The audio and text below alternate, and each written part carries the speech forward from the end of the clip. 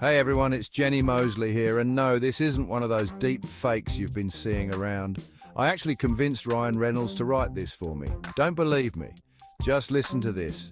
Today we're diving headfirst into the dumpster fire of advertising fails. You know, those commercials that make you want to crawl under your couch and pretend you don't own a TV? The ones that make you question the very fabric of reality and wonder who in their right mind approved these monstrosities. We're talking about the top 10 cringiest commercials of all time, the ones that will make you laugh, cry, and maybe even throw up a little in your mouth. So buckle up, grab some brain bleach, and let's get this cringe fest started. All right, let's kick things off with a bang. Or should I say a screech? This monstrosity, brought to you by the fine folks at Mountain Dew, is the stuff of nightmares. Imagine, if you will, a creature ripped straight from the depths of Photoshop hell. It's got the body of a baby, the fur of a monkey, and the head of a puppy with the haunting eyes of a 1,000-yard stare.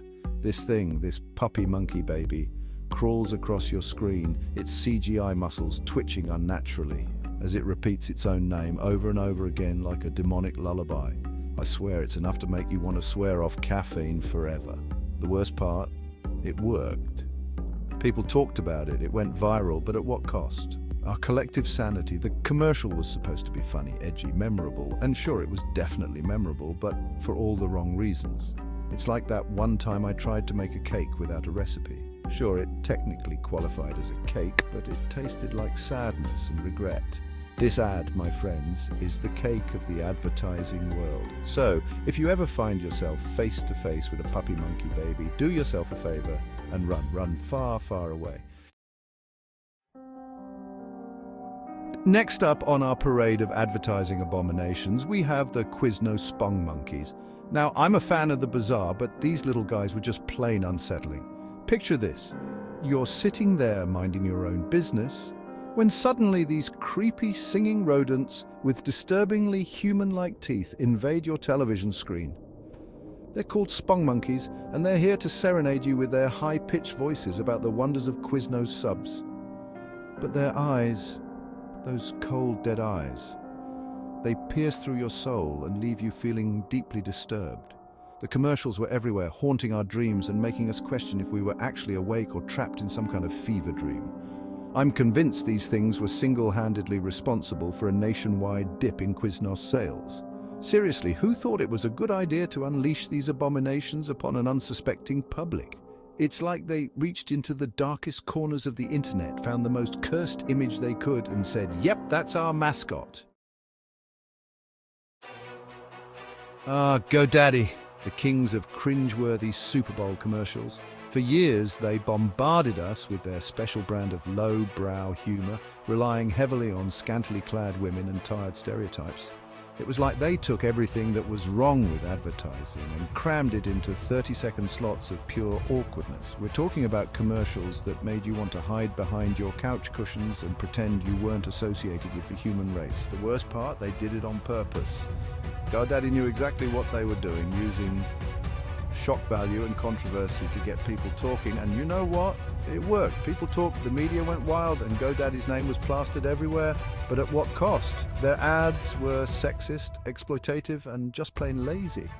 They reduced women to objects, perpetuated harmful stereotypes, and generally made everyone feel a little bit dirtier for having watched. Chapter 4. Burger King Whopper Virgins, 2008. Okay, buckle up, because this one is a doozy.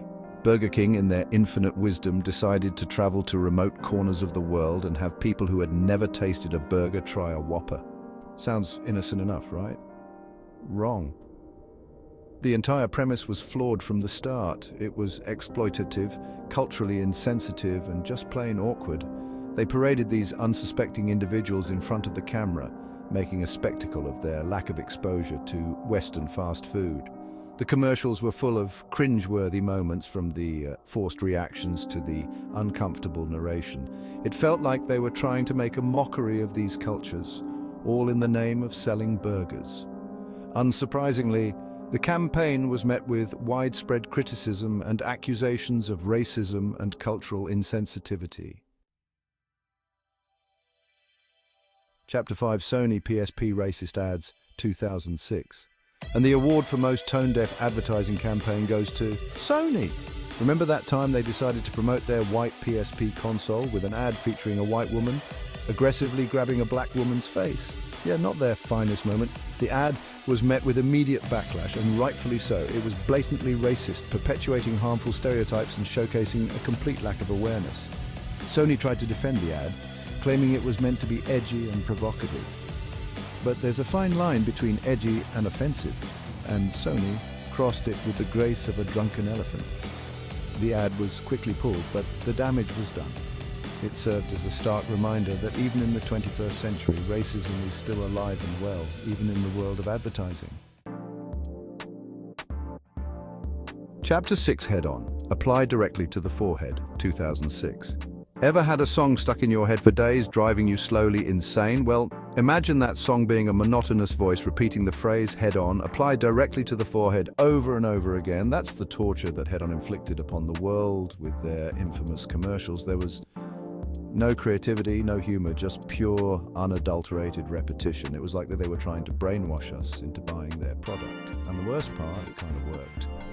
The commercials were so annoying, so inescapable, that they actually managed to get stuck in our heads. We became walking, talking Head-On commercials, much to the chagrin of everyone around us.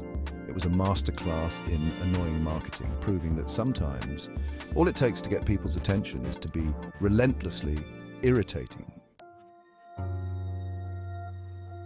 Chapter 7, KFC fried chicken during World Cup 2010. So KFC, the Colonel's own fried chicken empire, decided to get in on the World Cup action with a commercial that, well, missed the mark by a mile. The ad featured an Australian cricket fan surrounded by a group of excited Caribbean cricket fans. And his solution to calm them down, KFC, of course, because nothing says cultural sensitivity like using tired stereotypes and reducing an entire region to a caricature. The commercial was slammed for its racist undertones and perpetuation of harmful stereotypes. It was a reminder that, even in the world of advertising, representation matters, and resorting to lazy stereotypes is never okay. Chapter 8, Pepsi Live for Now, Kendall Jenner, 2017. Remember that time Kendall Jenner single-handedly solved racism and police brutality with a can of Pepsi? No, well, that's because it never happened. But Pepsi seemed to think it was possible with their tone-deaf Live for Now commercial. The ad featured Kendall Jenner casually strolling through a protest, handing a Pepsi to a police officer, magically easing all tensions. It was a complete trivialization of serious social issues, reducing complex problems to a simplistic, easily solvable scenario. The backlash was swift and brutal, with Pepsi being accused of exploiting social movements for profit. The ad was quickly pulled, but not before becoming a cautionary tale of what happens when brands try to capitalize on social issues without any understanding or sensitivity.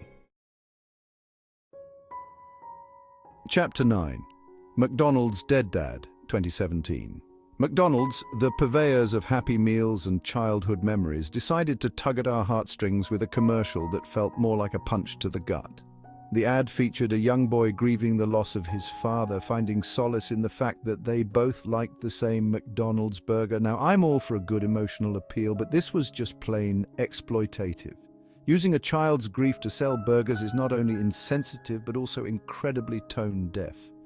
The commercial was met with widespread criticism, with many accusing McDonald's of trying to profit off of loss and grief. It was a prime example of how not to use emotional manipulation in advertising, leaving viewers feeling more disturbed than moved. Chapter 10, Nationwide Insurance Dead Boy, 2015.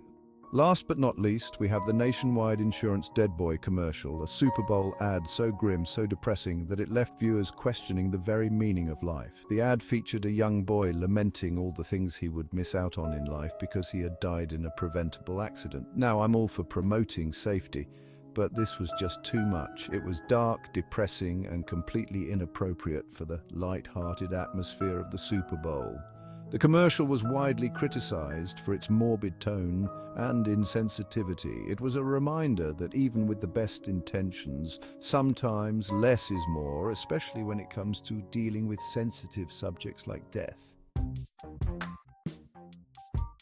Oh, that's a wrap! And there you have it, folks.